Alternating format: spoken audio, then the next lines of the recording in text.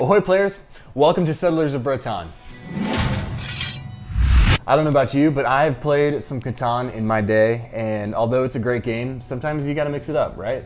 So that has led to a number of different scenarios that we like to play here, and today we're gonna show you one of those.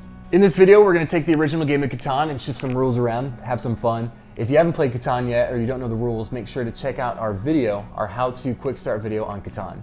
This scenario right here is going to require the Seafarers and the 5 to 6 player expansion. The more tiles and pieces that you can have is always going to be the better when you're creating new scenarios.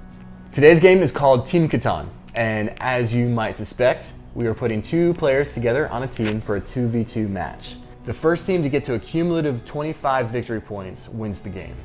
And there's a ton of ways you can do this. You can do 3v3, 2v2v2, and we've even played up to 35 victory points.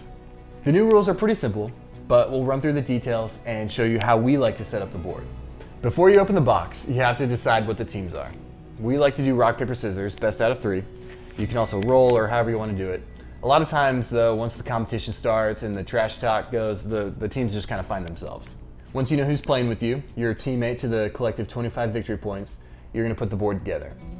You'll need 38 resource tiles, which includes 4 gold tiles and 2 deserts, and then you'll need 18 sea tiles. You'll start with putting 4 gold in the middle in kind of a diamond shape with the deserts on either side.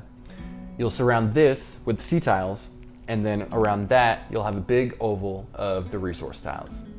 Once you have the board together, then you need the numbers. The center island, the desert, and the gold don't need numbers at first. And then of course the sea tiles don't need numbers, but the outer oval of resources will be 32 numbers.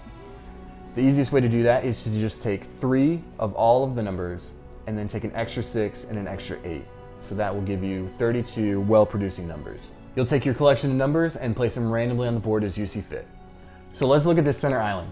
Nobody can place here at first. You can only place on the outer oval, but you can sail to the center. The desert are still gonna be desert, so you can't pick anything up off them. But if you place on any of these 4 gold tiles, you then get to pick up any resource that you want when a 7 is rolled.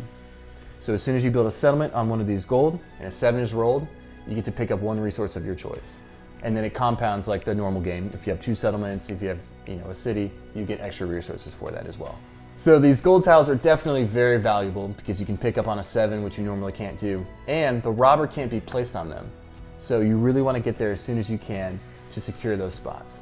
So once we have the board all together, then we start the game.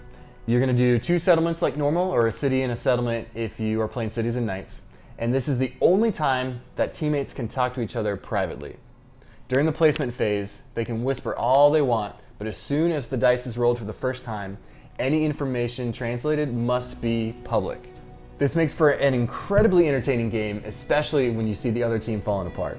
You can choose who goes first by rolling or by age or however you want to do it, but the teams must always alternate turns. So even if you win and you get to go first, the other team gets the advantage of deciding who goes second. Play continues alternating teams, and then you play as normal. Trading happens as normal in this game, but teammates may not reveal or share cards with each other.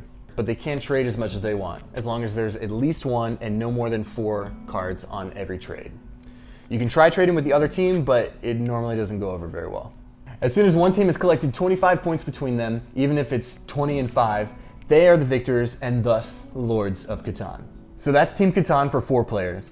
And if you have 6 players, it's a very easy adjustment. You just spread the board out by 2 tiles. So you'll add 4 extra resource tiles, a couple extra sea tiles, and then this gold island in the center becomes 1 line.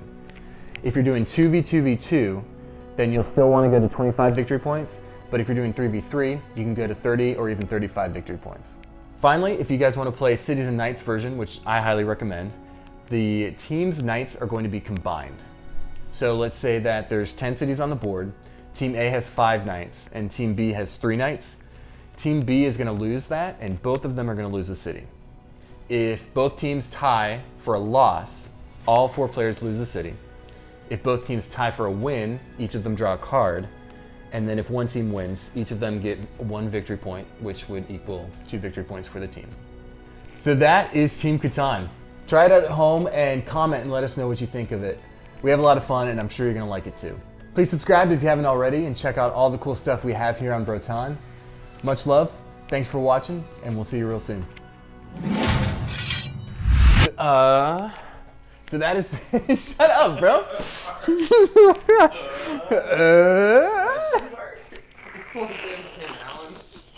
Oh yeah.